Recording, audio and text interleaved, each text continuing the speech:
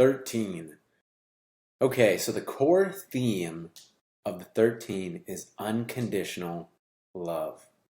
So in the resistance pattern, it's closed-hearted, neglecting others, non-committal, basically not even thinking of others, just oneself. So this, in the system, the one is very much the archetype of the masculine energy at its best. The 13 is really the feminine energy at its best. And that doesn't mean that if you're a man, you can't have this. That's not the case.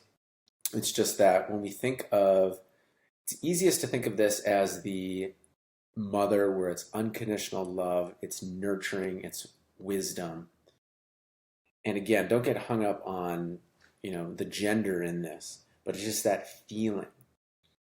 And so a way of looking at this is like a pond, a pond that all the animals come to drink from. And no matter what the animal is, at some point they're going to get thirsty. At some point they need the nurturing sustenance of the water to come drink. And it's like a peaceful ground because all the animals understand that they gotta drink to survive. So this is the energy of the 13, and it's a patient energy when it's in its genius talent, because just like with the pond, at some point the animals need to come and drink. So that might take a little bit of time, but always the animal needs the water. And that's with this love energy, is that it's patiently waiting for people to come on their own terms. Not really on their own terms, but when they're ready. So with this, in the resistance pattern, it's close-hearted to that. It's not patient with people, it's neglecting others, it's not giving the loving energy. It's the hardness, the close-hearted. So it's interesting because the 7s are very magnetic, but the 13 is like has a hidden magnetism to it, because again, it's like everybody needs that unconditional love, and everybody's yearning from it. Just like the animals, all the animals need that water from the pond. So there's a patience here, and there's a wisdom, and it's also connected to unity consciousness, because unity consciousness allows us to step into unconditional love, because it allows us to understand and feel that we are all connected on a certain level. And on that connection is how we relate to each other, and that's how we can understand and have compassion for each other. And that's the source of this unconditional love. And also, I think it's an important distinction with this is that unconditional love doesn't just mean letting people use and abuse you. You absolutely need to have proper boundaries. You absolutely have to have self-respect. You have to absolutely communicate what you need to function and thrive. And this is an underlying love for humanity, underlying love for all that is. And you can still have love for someone and not allow them in your life. You can love them from afar, and so the resistance pattern of this is not having that love connection for others, of being close-hearted, of being disconnected, and zero connection with others in the terms of a heart-to-heart loving connection.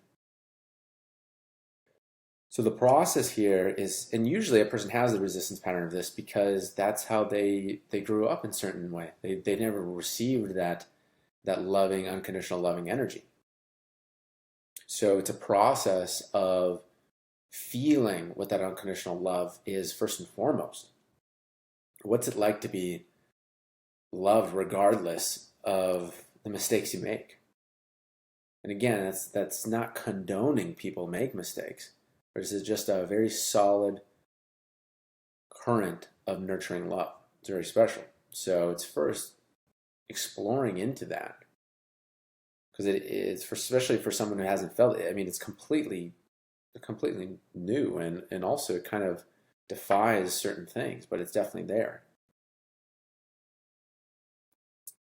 And as a person feels that, it's starting to feel that for themselves, melting the hard, rigid walls around the heart. Because as humans, we have flaws and we're going to make mistakes, and we can do everything in our power to make sure that we don't make mistakes. And that's a very admirable thing to do, is to strive to not make mistakes, and it's still going to happen. So it's having this love for oneself amidst the mistakes, while still striving to be as effective and powerful as possible. And as that happens, as we're able to do that for ourselves, that extends out into others. And that's where it's like this hidden magnetism, because ultimately that's a beautiful thing for a human to feel, that warmth, that nurturing, unconditional love. And so this is where, again, it's helpful to think about it as like out of the higher power, the one is the more masculine expression of the higher power, and the 13 is the more feminine expression of the higher power.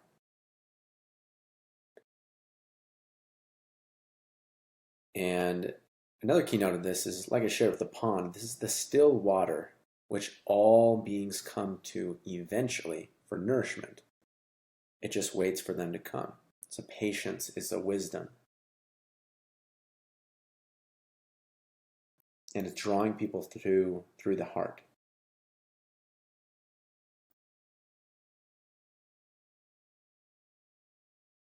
And this is especially useful as the genius talent is activated. And again, men or women, doesn't matter, still very effective. As this genius talent is open in the heart of unconditional love, is just radiating like a sun out, it draws people to it. And it's it's very effective, especially in areas and situations where people haven't had any love. Things that come to mind are, say, homeless people or kids who've been through specific traumas. And it also helps bridge the gap between groups of understanding others, because there's so many groups, there's so many philosophies that are going head to head with each other, and it's just they're entrenched in only their way of seeing things. Well, that's not going to help humanity move forward at all. We're just going to go back and forth, back and forth, back and forth, back and forth, back and forth, back and forth. And that's why this energy is especially important at this time, because it's unity consciousness. That's the only way that unconditional love can come through, is understanding that we're all part of the same whole. Unconditional love is not possible if it's just a duality world where it's us versus them. It's impossible. And a duality world where it's us versus them, there's no long-lasting harmony. It's just one side gets the upper hand, keeps the other down for a period of time, then the other one rebels, reclaims the top spot, pushes the other one down. Back and forth, back and forth, back and forth, on and on and on. And here, especially at this time, we're here to break that pattern. And that's where the unity consciousness and this 13 energy is coming more and more into the world. Because people are starting to realize, hey, we're also part of the same A, world, and B, race. And we've got to figure out a way to still have our differences and respect our differences, and we don't have to agree on everything, yet we've got to figure out a way to work together. And that's where this unconditional love is so absolutely crucial for this time of humanity. I mean, all times, but especially now, we're making a shift into a more collaborative chapter of our species. And when this genius talent activates, people are actually able to hear each other. Because imagine two people, totally different belief systems, on one side of the fence and on the other side of the fence, but they're both connected with the genuine love for A, the world, B, humanity, and our progression to a better existence. Okay, with that foundation, anything is possible. So having this is a very, very important thing. And in your business, this is something to double down on as well, as the nurturing, loving energy that helps people open up. We have so many scars, so many wounds from different things, and without this energy, it's very hard to open up to that. But this is the energy that helps open up those wounds, open up those walls, and help heal them, and help hear each other. This is, in the manual, it talks about this like Mother Mirror type energies. And as well as in Christianity, like the Christ energies, because it's unity consciousness, bringing both together with unconditional love. And there's a great strength in that, by the way, that's usually lost in translation.